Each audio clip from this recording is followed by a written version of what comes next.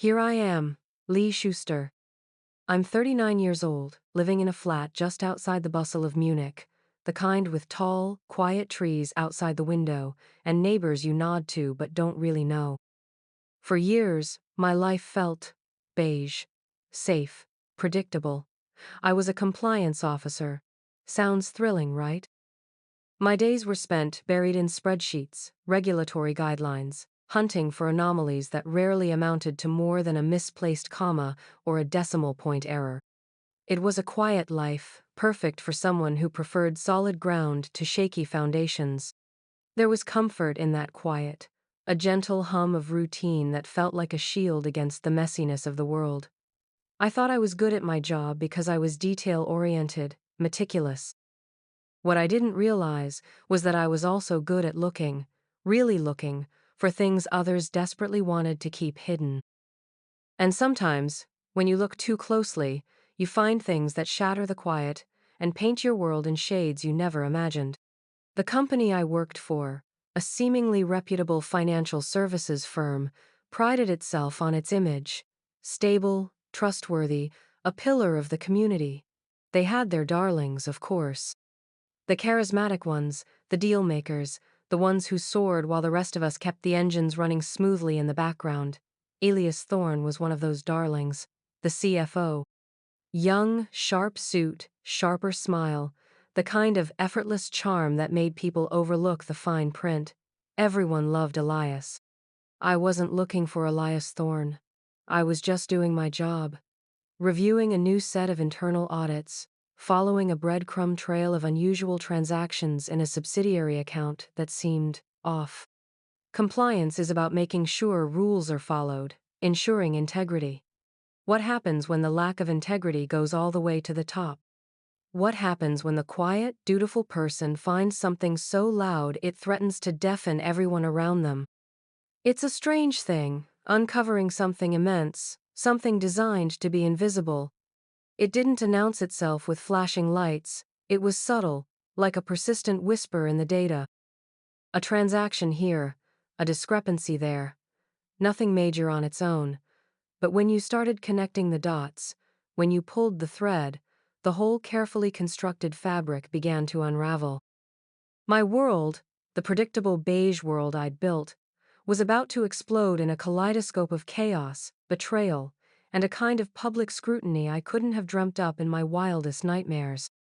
I went from being the person who checked the boxes to the person who held the match that lit the fuse, and they tried everything to put me out. They thought they had. But sometimes, truth finds its own way out.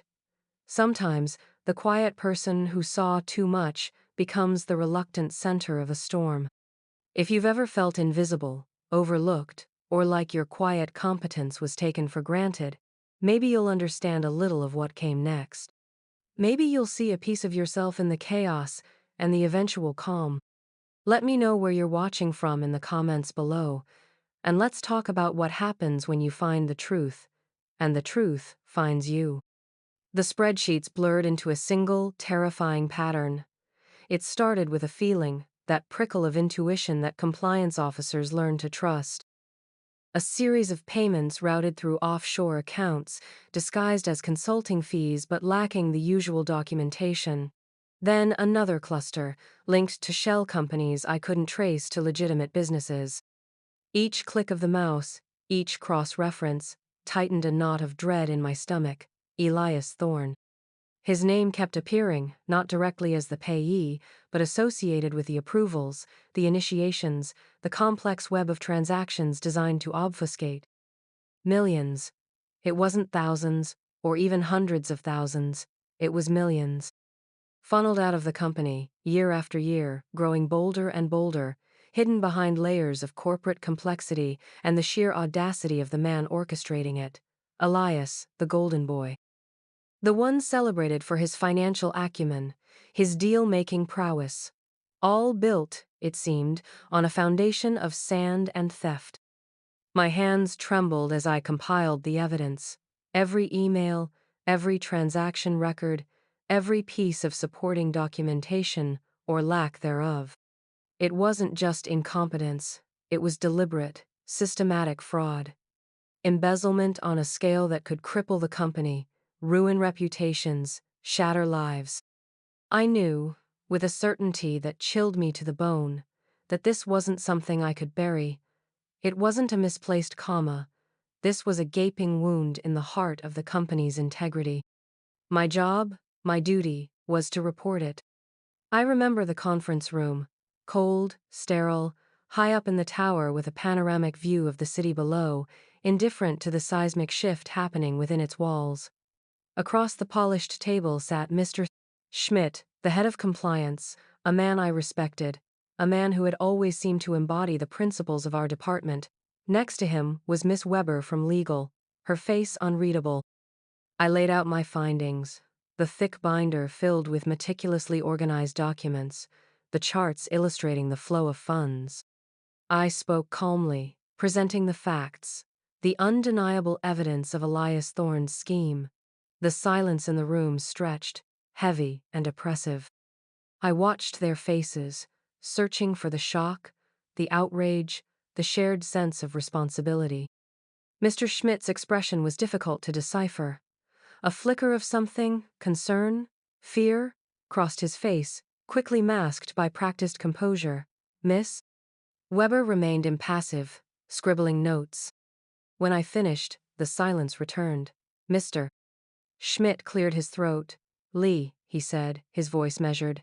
This is significant. Of course. Thank you for your thoroughness. Thank you for your thoroughness.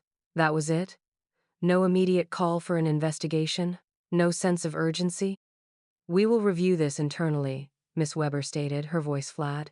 This requires careful handling, given the position of Mr. Thorne. The position of Mr. Thorne. The golden boy, the rainmaker, the man whose fall could shake the very foundations of the company. It was then that the first tendril of dread wrapped around my heart. This wasn't about finding the truth, it was about managing the crisis. And I, the one who found the truth, was suddenly part of the crisis they needed to manage. Over the next few days, the temperature shifted. My calls were less readily returned. Meetings were postponed. A palpable sense of distance grew between me and my colleagues. The initial shock of discovering the embezzlement began to be overshadowed by a dawning, sickening realization. They weren't going to praise me, they were going to neutralize me. Then came the meeting.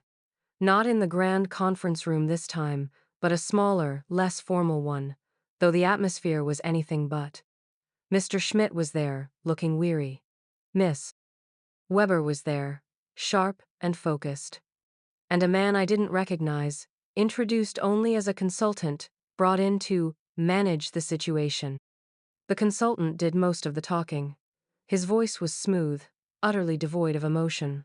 Lee, he began, not making eye contact, shuffling papers on the table. Given the sensitive nature of your recent findings, and the potential disruption they represent, the company has decided to restructure. Restructure. Corporates speak for making inconvenient people disappear. Your position, Miss Weber interjected, her voice like ice, is being made redundant, effective immediately. The words hit me like a physical blow. Redundant? After uncovering millions in fraud? I stared at them, dumbfounded. But the embezzlement? Elias Thorne? Mr. Schmidt finally spoke, his voice softer, regretful perhaps, or just tired. That is being handled, Leah, thoroughly reviewed, but your role. It's no longer a strategic fit for the future direction of the department. It was a lie.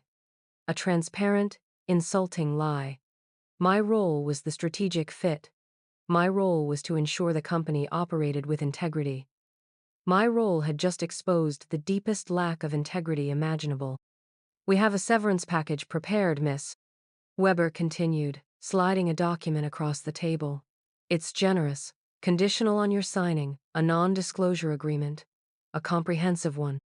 I picked up the document, my hands shaking.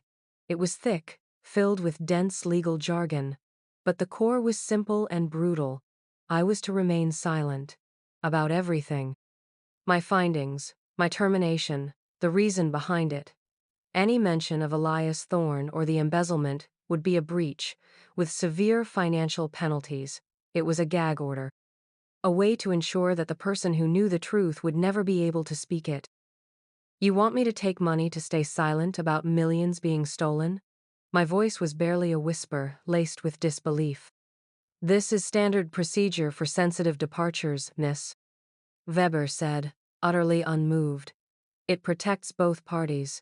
You receive a significant severance, and the company ensures discretion during its internal processes. Internal processes. They weren't going to report Elias. They were going to deal with it internally, bury it. Protect their golden boy, their reputation, at the cost of integrity, at the cost of silencing the truth-teller. I looked at Mr. Schmidt, the man I'd thought was different. He avoided my gaze. He had chosen the company line, the political expediency, over the principles he was supposedly there to uphold. It was a betrayal that cut deeper than the termination itself. The betrayal of trust, of shared values. I didn't argue. What was the point? They had already made their decision. They had already chosen the lie over the truth, the golden boy over the quiet woman who did her job too well. I signed the papers. I took the envelope containing the first payment.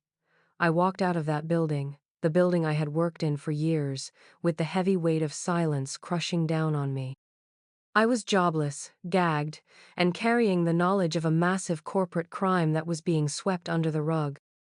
The severance money felt like blood money. It sat in my bank account, a constant reminder of what I had seen and what I was forbidden to say.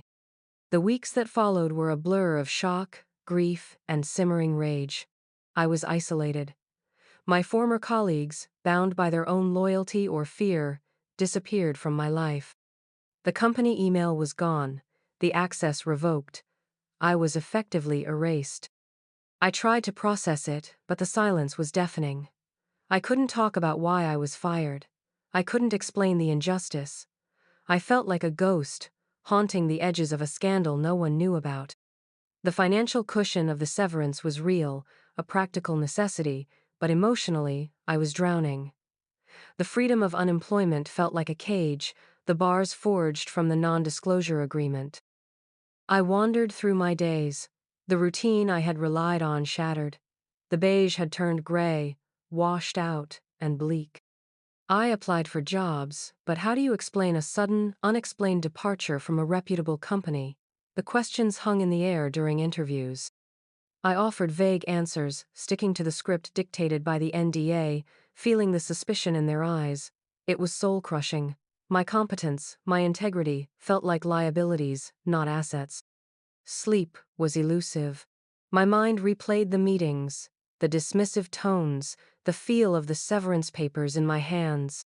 I saw Elias Thorne's face everywhere, on financial news channels, in newspaper articles celebrating his latest deal. The injustice was a physical ache. He was still there, lauded and successful, while I was in the shadows, silenced and struggling. The betrayal wasn't just about the money or the job. It was a profound violation of my sense of fairness, of the belief that doing the right thing mattered. It was the crushing weight of knowing a massive wrong was happening, and being powerless to stop it, even forbidden to acknowledge it. I felt like a complicit bystander, bought off and discarded. The silence was a poison, seeping into every corner of my life, making me question myself, my judgment, even my sanity. Was it really that bad? Was I overreacting? The gaslighting I'd experienced in those final meetings lingered, echoing in my own thoughts. I pulled away from friends. How could I explain? How could I pretend everything was fine when my world had imploded? The isolation deepened, fueled by shame and the inability to share the truth. I spent hours staring out the window, watching the quiet life outside, a stark contrast to the internal turmoil raging within me. I was Leah Schuster, compliance officer, the woman who found the truth and was buried by it, or so they thought. What I didn't know, couldn't have known, was that other forces were at work. While I was trapped in my silent misery, the ripples I had created were spreading. Unbeknownst to me, someone else within the company, perhaps prompted by the sudden, unexplained departure of the compliance officer, or maybe having noticed something similar themselves, had used an external whistleblower hotline.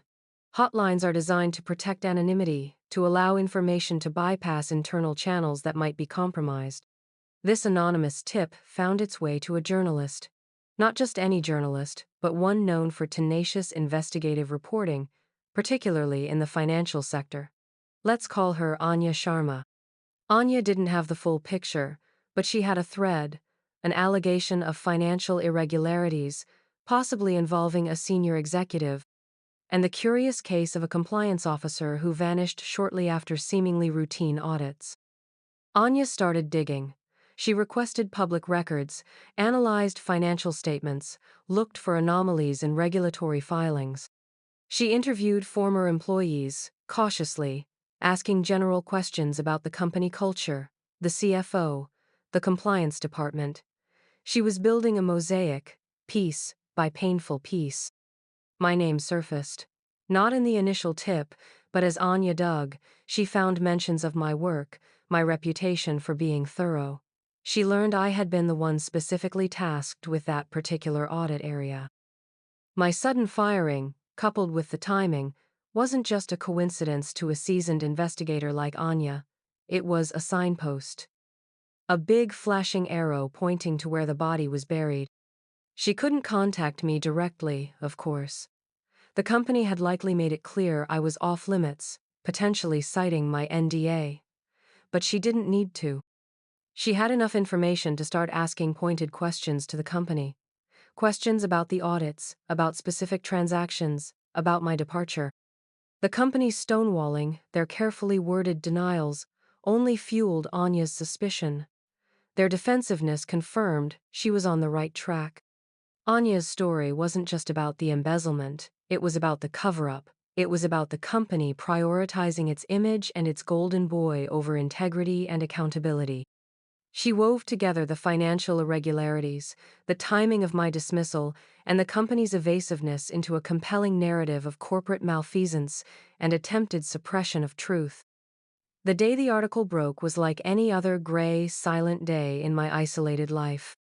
I was making tea, the radio on low, when the news headlines mentioned the company, a potential scandal, financial irregularities, and then, my name, Lee Schuster.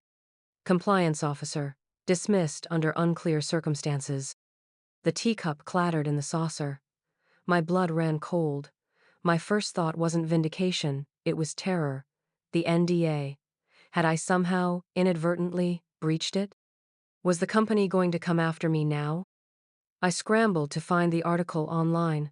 It was on the front page of a major financial newspaper. Anya Sharma's byline. I read it voraciously, my heart pounding. She didn't quote me. She couldn't. But she cited sources close to the matter, internal documents obtained, and presented a damning case, meticulously detailed, linking the transactions to Elias Thorne and highlighting the suspicious timing of my termination. My quiet life was over. The gray had turned into a blinding flash of light. The phone started ringing. Numbers I didn't recognize. Reporters. Former colleagues, tentatively reaching out. Lawyers. The company. The company lawyer was the first I spoke to, my voice trembling. He didn't accuse me of breaching the NDA. The article hadn't originated from me. Instead, his tone was cautious, probing. Miss Schuster, we understand you may be contacted by the media. We advise you to refer all inquiries to our press office, as per your agreement. They still wanted me silent. Even now that the truth was spilling out, they wanted to maintain control of the narrative. But the fear I had felt began to recede, replaced by a surge of something else. A fierce, protective anger. Anger at being silenced, at being discarded, at being told my truth didn't matter. Anya Sharma contacted me through a third party, a mutual acquaintance from my professional network who understood the delicate situation. We met discreetly. Anya was exactly as I had pictured her. Sharp, ethical, with eyes that saw everything. I didn't use you as a source, Leah, she said, her voice low. I pieced it together from other angles, but your situation, it speaks volumes. It's evidence of the cover-up. I finally had someone to talk to, someone who understood. I didn't reveal anything that wasn't already public or that would violate the strict terms of the NDA as I understood them. But I confirmed the timeline. I confirmed my role in finding the discrepancies. I confirmed the circumstances of my dismissal without detailing the specifics of the fraud itself. I spoke about the feeling of being silenced, of the isolation. My voice, which had been suppressed for so long, began to find its strength in the presence of someone who genuinely wanted to hear it. The scandal exploded. The newspaper article was just the beginning. Other media outlets picked up the story. Alias Thorne was suspended, then resigned. Regulatory bodies launched investigations. The company's stock price plummeted. The carefully constructed facade of integrity crumbled under the weight of the exposed truth. And I, the quiet compliance officer, was suddenly the reluctant face of it all. My photo was in newspapers, on television screens. The whistleblower who couldn't speak, one headline read, capturing the cruel irony of my situation. I wasn't a whistleblower in the traditional sense. I hadn't leaked information. But I was the person who found the truth, the person they tried to silence, and whose story became inseparable from the scandal itself. The media attention was overwhelming. Paparazzi waited outside my flat. Reporters called at all hours. It was the opposite of the quiet life I'd craved. But with the exposure came a shift. The narrative wasn't just about corporate fraud. It was about courage, integrity, and the cost of speaking truth to power. My silence, paradoxically, became my loudest statement. The fact that they had gone to such lengths to shut me up proved the significance of what I had found. Lawyers contacted me, not just from the company trying to manage me, but lawyers representing shareholders, former employees, regulatory bodies. My NDA was scrutinized. Was it still valid now that the information was public knowledge, obtained independently? Legal opinions varied, but the general consensus was that while I still couldn't claim credit for exposing the fraud or provide new details covered solely by my work, I could certainly speak about my experience, the finding, the firing, the silencing. My personal story was not covered by their corporate non-disclosure about financial specifics. This was the turning point. The moment I realized I could reclaim my voice, not by breaking the law, but by speaking my truth about the human cost of their actions. I wasn't just a compliance officer anymore. I was a symbol, willingly or not, of integrity in the face of corruption. I agreed to a televised interview. It was terrifying. My palms were sweaty, my voice shaky at first. But as I spoke, looking directly into the camera, speaking to millions of people I'd never meet, a calmness settled over me. I talked about my job, the process of finding discrepancies, the shock of uncovering something so large. I described the meeting where I was told my position was redundant, the feeling of being discarded, the signing of the NDA. I spoke about the isolation, the fear, the injustice of being silenced while the person responsible was initially protected. I chose my words carefully, staying within the boundaries of what I could legally say, but focusing on the emotional impact, the ethical failure, the human cost of corporate malfeasance and cover-ups. I wasn't just recounting facts, I was sharing an experience of betrayal and resilience. My story resonated. The public reaction was overwhelmingly supportive. Messages flooded in, from strangers thanking me, from people who had experienced similar corporate silencing, from former colleagues who were finally free to express their support now that the truth was out. The narrative solidified. Leah Schuster, the principled compliance officer, fired and gagged for doing her job, whose integrity ultimately contributed to the downfall of a corrupt executive and exposed a flawed corporate culture. The transformation wasn't instantaneous, but it was profound. The shame I had carried evaporated, replaced by a quiet pride. I had done the right thing. Even when they tried to punish me for it, even when I was forced into silence, the truth had found its way out, and I was no longer hiding. The silence I had endured became a testament to my integrity, not a mark of shame. Offers started coming in, Not just job offers, but requests for speaking engagements, invitations to join ethics committees, even a book proposal. My expertise was no longer a liability. It was a highly valued asset. My voice, once suppressed, was now sought after. Navigating the legal aftermath was complex. Elias Thorne faced criminal charges. The company faced lawsuits and regulatory fines. My testimony, limited by the NDA in some aspects, but powerful in its account of the attempted cover-up, played a role in the proceedings. The severance I received suddenly felt less like blood money and more like meager compensation for the turmoil I had endured and the integrity I had maintained. The most significant shift was internal.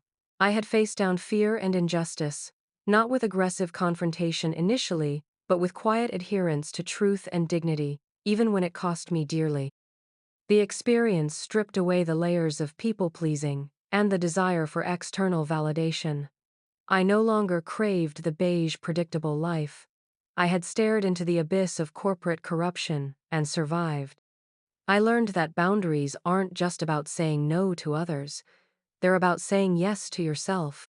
Yes to your values, yes to your truth, even when it's hard, even when it makes you unpopular or costs you everything you thought you had. The NDA was a boundary imposed on me, a cage, but the eventual speaking out, within the legal confines, was a boundary I set for myself, refusing to let their narrative be the only one, refusing to let their actions define me. My identity shifted. I wasn't just Lee Schuster, compliance officer. I was Lee Schuster, the woman who saw, who reported, who was silenced, and who ultimately stood firm in her truth. The forced isolation had been painful, but it had also forced me to confront myself, to understand my own resilience. I found strength I didn't know I possessed. Building a new life was an intentional process. I chose projects and roles that aligned with my values, advocating for stronger ethics in the workplace, speaking out against corporate cultures that prioritize profit over integrity. I connected with people who valued honesty and courage. The relationships I formed were deeper, built on a foundation of shared values rather than superficial pleasantries. The toxic system I had been part of, the one that favored the charismatic wrongdoer and silenced the diligent truth-teller, was behind me. The cost had been immense. The loss of my job, my peace of mind, my anonymity. But the gain was immeasurable. My freedom, my voice, my self-worth, forged in the fire of betrayal and public scrutiny. I had been exploited for my competence and then discarded, but in the end, my integrity became the very thing that empowered me. The quiet life I had before was gone forever, but the new life, while perhaps less predictable, was infinitely richer, built on a foundation of authenticity and strength I had earned the hard way. I learned that sometimes being pushed out of where you thought you belonged is the only way to find where you truly thrive. So that was it. The story of the spreadsheets, the golden boy, the silence, and the storm. My quiet world didn't just get loud. It got ripped apart and rebuilt, piece by piece, in front of everyone. It was painful. It was terrifying. But ultimately, it was liberating. Looking back now, from this vantage point of hard-won peace, I see the path clearly. The meticulous work, the sickening discovery, the cold, calculated betrayal by the company I trusted, the soul-crushing weight of the silence they imposed. It all felt like a punishment for doing my job, for having the audacity to find the inconvenient truth. But truth, I learned, has a way of finding its own light, even when people try to bury it. The actions of others, the anonymous whistleblower, the tenacious journalist, became the unexpected allies that shattered the silence and brought the hidden wrongdoing into the harsh glare of public scrutiny. And in that glare, I, the one they tried to erase, became visible again. It wasn't a path I would have chosen. The sudden fame, the relentless media attention, the legal battles, it was overwhelming. But facing it, owning my story, and speaking my truth within the confines I was given, transformed me. I went from being a victim of circumstances to the architect of my own narrative. I reclaimed my integrity, not by breaking their rules, but by refusing to let their actions break me. If there's anything I want you to take away from my experience, it's this: trust your gut. If something feels wrong, it probably is. Don't let anyone, not a company, not a boss, not even loved ones, tell you your truth isn't real or doesn't matter. Your integrity is the most valuable asset you possess. Protect it. And if you find yourself in a situation where you feel silenced, whether it's in your job, your family, or a relationship, know that your voice has power. It might not be easy, it might take time, but finding a way to speak your truth, to set boundaries, is essential for your well-being and your self-worth.